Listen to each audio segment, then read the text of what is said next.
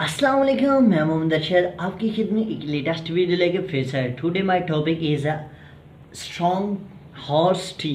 ये मेरा एक टॉपिक है जो शॉर्ट स्टोरी के हवाले से है, तो मैं ज़रा टाइम नहीं वेस्ट करूँगा, अपना टॉपिक शुरू करूँगा। ये एक जज्बाती कहानी है। रानी ट्यूमर्स एक काली रंगत वाली सादा नूह अफ्रीकी खातून है। ये एक खातून का नाम था। रानी एक गैर शादीशुदा औरत है। रानी जो एक गैर शादीशुदा एक औरत है जिसके जिसके स्टार्ट में नाम आ रहा है, उसकी एक कहानी शुरू हो रही है। लेकिन इसका एक बच्चा है जिसका नाम स्नोकस है। स्नोकस सर्दी की वजह से निमोनिया का शिकार है। स्नोकस रानी की कुल दुनिया है और वह अपने बेटे से बेपनाह मोहब्बत करती है, लेकिन इंतहाई गरीब है और एक झोंपड़ी में एक गंदे इलाके में जानवरों के दरमियान रहती है। वो अपने बच्चे का इलाज एक काबिल डॉक्टर से करवाना चाहती है, लेकिन एक सफ़ेद रंग रखने वाले इंग्लिश डॉक्टर फीस अदा नहीं कर सकती। यानी वो गरीब है और एक सफ़ेद रंगत रखने वाले डॉक्टर के से वो इलाज नहीं करवा सकती। रानी सफ़ेद रंगत वाले अंग्रेज़ लोगों से बहुत मुतासर है। एक सफ़ेद रंगत रखने वाला डाकिया मेल मैन इसके गांव में बड़ी कंपनियों के तारुफ इश्तिहार तकसीम करने आता है और रानी को भी इश्तिहार देता है।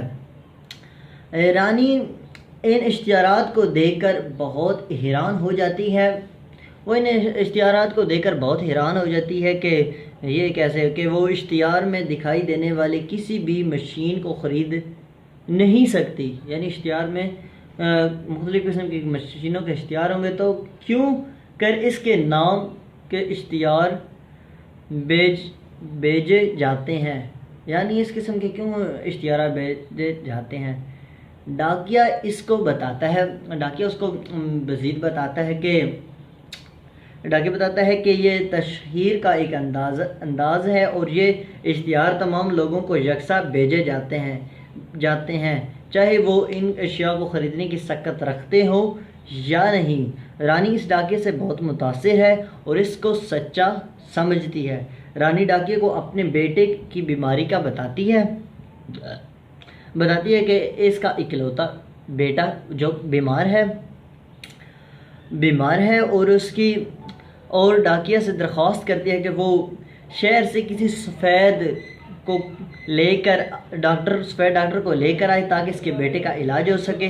रानी जब डाकिया से बात कर रही थी, उस वक्त डाकिया रानी से बहुत कोफ्त महसूस कर रहा था। इसको रानी के बालों से बदबू आ रही थी और रानी के जिस्म पर से भी पानी बह रहा था जो डाकिया की गाड़ी के अंदर हिस्सा को मैला कर रहा था। डाकिया अपनी जान छुड़ाने के लिए रानी से वादा करता है कि वो जल्द एक सफ़ेद डॉक्टर को ले कर आता है ताकि इसके बेटे का इलाज हो सके, लेकिन वो वापस जाते साथ ही अपना वादा भूल जाता है, जबकि रानी के बेटे की ज़िंदगी ख़तरे में है। अपना वादा वो भूल चुका है, वापस जाता है तो वो सब कुछ फिनिश कर देता है। सारा एक तावीज़ गंडे करने वाली बूढ़ी अफ्रीका खातून है। सारा रानी को समझाने की कोशिश करते कि सफ़ेद डॉक्टर कभी नहीं आएगा और इसके बेटे की ज़िंदगी ख़तरे में है। वो जानती है कि रानी इसको इजाज़त देकर वो स्नोकस का देसी टोटके से इलाज करे, लेकिन रानी नहीं मानती। लेकिन जब बहुत ज़्यादा वक्त गुज़र जाता है और डॉक्टर की आने की कोई उम्मीद नहीं रहती, तो वो मायूसी में सारा को इलाज करने की इजाज़त दे देती है कि किसी तरह इसके बेटे की जान बच सके।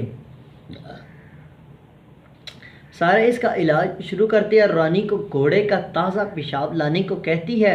रानी बारिश में भीगती हुई अस्तबल खानों में जाती है ताकि मौका पर घोड़े का पेशाब हासिल कर ले, लेकिन वो अपने साथ कोई बर्तन लाना भूल जाती है। लिहाजा वो अपने जूते में एक घोड़े का पेशाब भर लाती है, लेकिन जूता फटा होने की वजह से पेशाब बहने लगता है।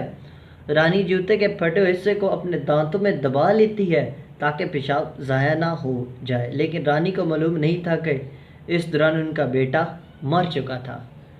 ये इस कहानी में ये है कि आपको एतमाद में जो भी जहाँ से कोई भी डॉक्टर आम मिले या ख़ास मिले, लेकिन फ़र्स्ट ऑफ़ ऑल आपको अपने बच्चों की ज़िंदगी बचानी चाहिए। तो आज का मेरा टॉपिक जो है शॉर्ट स्टोरी इसका ख़त्म हो चुका है। इसके लिए अभी मेरे इजाज़त दीजिए। अस्सलाम वालेकुम। नेक्स्ट वीडियो में आपसे फिर मुलाकात होगी।